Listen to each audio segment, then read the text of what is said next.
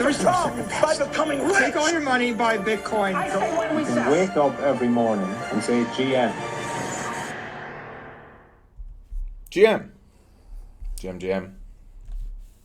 All right. Tuesday, 17th of September, daily levels. Let's go. Looking ahead at tomorrow, we've got the big day, rate cuts. Yesterday we had a red day to start the week. Started off with some selling. Today, so far, we're bouncing. And so Friday night we topped out. Weekend off over the weekend. Continued weakness into Monday. Bottoming out Monday afternoon. And since Monday's close, sort of drifting higher. Seems more just like a drift and a squeeze overnight rather than any significant strength yet. And I think mostly the market is probably going to stay somewhere around here until the Fed meeting, which is tomorrow. And in particular, I want to look at the prospects of a 50 basis points rate cut versus 25. So here is the futures market pricing for tomorrow.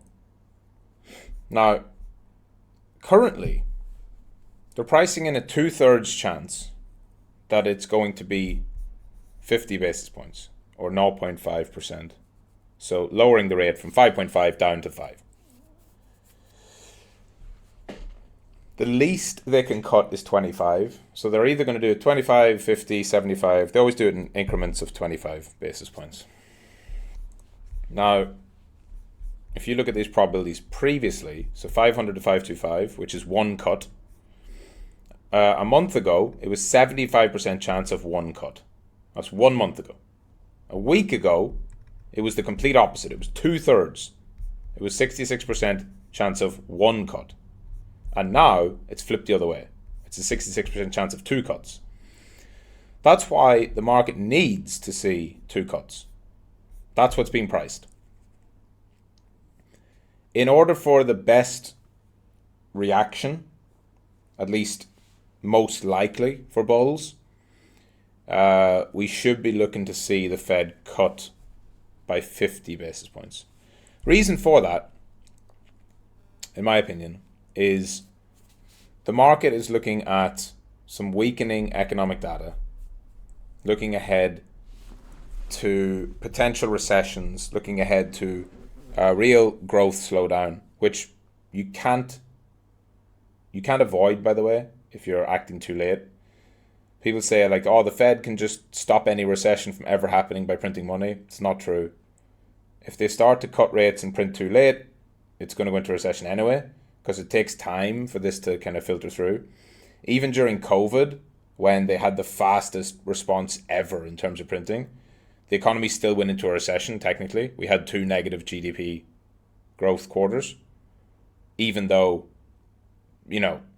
within, and just to give an idea of how quickly they actually cut back then. Like, back then, the crash happened in the first week and the second week of March. Over here, by this day, the Fed were talking about printing, and by here they were printing. They'd already started. And then the stimulus went all the way through. So they literally responded within a week, saying they're going to do massive money printing, and it still didn't stop the markets, or the economy, from going into a brief recession. So you have to get this idea out of your head that somehow the Fed are in complete control and can absolutely avoid recessions, and it's all up to them and what they do. It's not really. Their actions have consequences. It's called cause and effect. Just like the Fed weren't able to stop inflation in 2021, they're not going to be able to stop a recession if a recession's coming.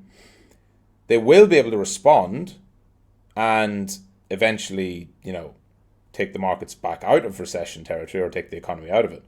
They have that capability, but if it's going to happen, it's going to happen. So, reason for me saying that, is it seems like the next few days are going to determine how the markets price the rest of this year and moving forward.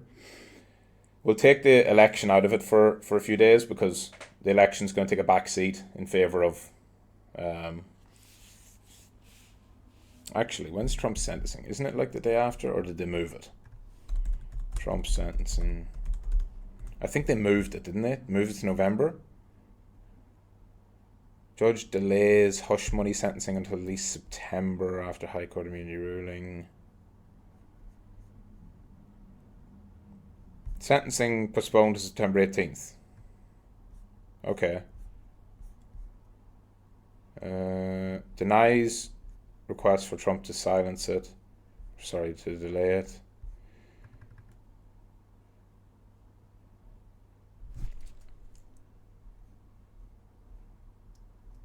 Then set for September 18th, but it has been moved to November. Okay, yeah. So I thought that was the case. I'd seen that somewhere. All right. So, November 26th, so it's after the election. So, yeah. The only thing that matters then this week is the Fed. Previously, it was going to be Trump's sentencing was going to be on the same day, the 18th, tomorrow. But it's not anymore. So it's all about the Fed. What's going to happen with the Fed? What are they going to do? And how's the market going to interpret it? So, what should we look into it? Well, I think the market has been betting on a bullish rate cut, and clearly it's not responding yet. I don't think the market has moved away from that kind of positioning. I still think there's hope, maybe cope dominant. If you look at the last time we had a Fed meeting, it was here. It was Wednesday, 31st of July. Very similar lead into it. We'd been coming off a rally, three red days leading into it. Then we had the no rate cut that day, and you saw the market after. We've had a rally into it. We've had a few selling days. We're now 1 day away from it. Doesn't mean it will follow the same path. That was the many other factors there. There was Japanese yen, carry trade, etc., blah, blah, blah. But why would tomorrow make the markets moon? That's what you have to ask yourself. Why would tomorrow actually make it go up a lot? Is anybody waiting to buy based on what the Fed does? I don't think so. If the Fed cuts 1.25 or 2.50 or even surprise with 3.75, what difference does it make to people? The expectation for the market, to me, would be that one cut is not enough, and so the market will react negatively. 3 cuts is too much. That's panic. The market will react negatively. And I think best case scenario is 2 cuts, so 50, which will confirm that the Fed are aware that they're behind. But then this also has this weird effect of also confirming the weakness. Because like I showed, just 3 weeks ago, a month ago, there was only a 25% chance of 2 cuts. Now, there's a 2/3 chance, and if they do it, it's like, okay, so you're admitting that in the last month, everything's got a lot worse. That's why you're cutting twice instead of once. You're admitting that you were too slow. Because if they cut 50 tomorrow, it's basically admitting we should have cut in July once, and this should be our second cut in September. So again, I'm not sure if the market's necessarily is the market going to look at that and be positive? I'm not entirely sure. Then, that's enough about rate cuts, because fuck all that shit. It's obviously relevant. But more than anything, the market's not bullish. There's no setup to get long. We're below the value area low of the volume distribution. We're above the bands, but the bands are still red, and we are below the 50 EMA. So we fully retraced the last impulse, which would indicate not a trend, but more of a sideways chop. And I expect practically nothing to happen until tomorrow. We can probably squeeze up to yesterday's high. I'll talk about that a little bit on trade of the day. But I would expect very low volatility today as the market sort of compresses leading into tomorrow's big event.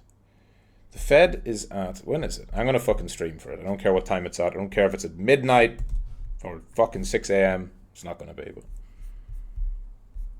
Yeah, tomorrow evening, I'll stream for that. We'll stream live for the big rate cut. I think there's going to be a big move. This will probably also be a live... where is it? Yeah, I'm going to stream for that. So we'll go over that one together live tomorrow, the big one. I don't know. There's a big move coming. There's a big move coming. Now, in thinking that, the big move, the initial direction is probably, unless it's down. This is kind of the weird thing with how the markets have been recently.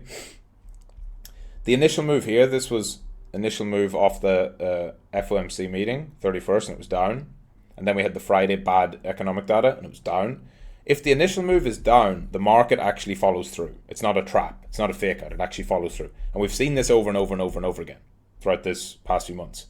If the initial move is up, it's often been a trap. So I'm in this kind of weird position where I think if we pump hard off the FOMC, doesn't matter how many cuts there are, if we just pump hard, I would actually be on the lookout for that to be a trap and lead us down lower. And if the initial move is a dump, I think it just actually goes down. And that's not to say that there's no bullish paths. Of course, there are bullish paths. But I think the best bullish path would not be a major rally or a major dump, obviously. It would just be sort of holding kind of in this area. Maybe it goes up as high as here and just sort of does that. But if we have a more significant, I guess I should drag this up slightly more. If we have a really significant pump, I would guess that's going to be taken as exit liquidity by some pairs, which might be a reason for it to turn out negative. I don't know overall. Obviously, I don't know. Nobody fucking knows what's going to happen. We'll react to it in the moment. We'll trade it at the time. But I'm sort of in the camp of I don't see why the rate cut's going to be bullish right away. And that's the point is right away. We're talking what happens tomorrow, what happens the rest of this week, what happens in the next 2 weeks until the end of the month. That's all that matters, right? I'm not talking about are rate cuts bullish full stop. That will be seen over the months to come. But what happens tomorrow? And just think about it. Sell the news. I don't know if there's been much buying of the rumor, but I think there has, because most podcasts and fucking Twitter threads and articles and everything you've seen written about rate cuts for the past... Just think. Every piece of commentary you've seen about rate cuts for the past 6 months in a crypto publication has been talking about rate cuts being bullish. Every single fucking one of them. Because this is all, whenever we're not bullish, whenever the market's like this, right, when the market's shitty for a few months, everyone's looking for a justification for why it's just about to be bullish soon. Just wait, don't worry, the next thing's bullish. And I think that is clinging on for hope that it's going to be rate cuts that do it. So I could see us going lower first. Doesn't mean rate cuts are bearish. I just think that the positioning going into it might be a little bit skewed. But we'll see. We'll see.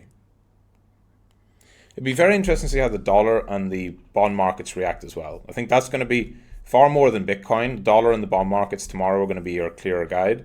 So the dollar and then there's stuff like the US 10-year yield. How they act tomorrow, post whatever the Fed does, will be quite interesting as well. And that's it. GM. GM.